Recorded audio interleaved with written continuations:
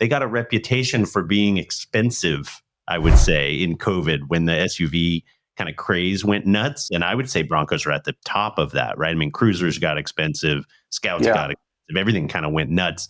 But Broncos really, really just rocketed. And it was like, oh man, is this the last time any of us are going to afford any Bronco of any flavor? Not just the strop ones, but any of them, right? And I think they settled down, particularly the just normal run-of-the-mill Broncos are back down to a somewhat attainable level, which I actually think is encouraging because that means more of them will be driving around instead of, again, hidden away in collections and that sort of thing. Given that things have mellowed out a little bit here post-COVID, do you feel like the Bronco enthusiasts, like I want to see young people driving Broncos around? Like, I don't know if that's a pipe dream now, given some of the price points, but it's cool to see people in their 20s driving old cars and appreciating them as opposed to just a bunch of old guys who wanted them back in the day. And it was tough for that in COVID when they all became $80,000 and $100,000 to drive a just run of the mill Bronco. I mean, I think it got crazy was my point of view. What did you guys think about how that was and how did that evolve the sort of user base? Well, it definitely shifted the enthusiast base away from the longtime enthusiasts that Andrew and I described earlier for sure, into a lot of people that just wanted a cool truck to drive around and be seen in, I think. I live in Phoenix, so there's tons of Broncos around, and a lot of them, they go to the gym or they go to the ice cream shop or that kind of thing.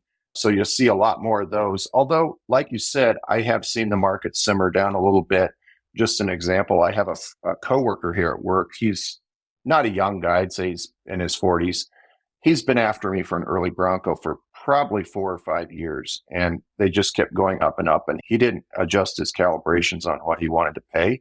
So I said, Mike, you're never going to find one. It's just bonkers. And so literally, finally, about 3 or 4 months ago, I found one for him that a friend was selling here in town, and they made the deal, and he now has a Bronco after sitting here dreaming of one for 5 or 6 years. So I think there are people out there now that are finally maybe able to get something other than just a rusty chassis for $30,000. He's got something that's running and driving.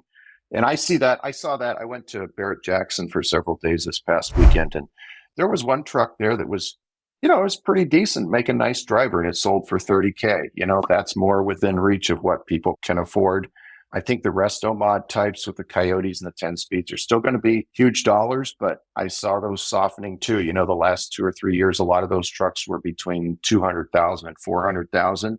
A lot of them at the show this year of the same build caliber were more 100 to 160 or 170. Now that's still crazy money for most of us, but it does show that the top line on even those top trucks is coming down. Yeah, I think with the new Bronco coming out, it brought more awareness to Broncos just in general. And I saw 2 things of that. I saw young people getting excited about Broncos of any year, but also just an uptick in the early Bronco love.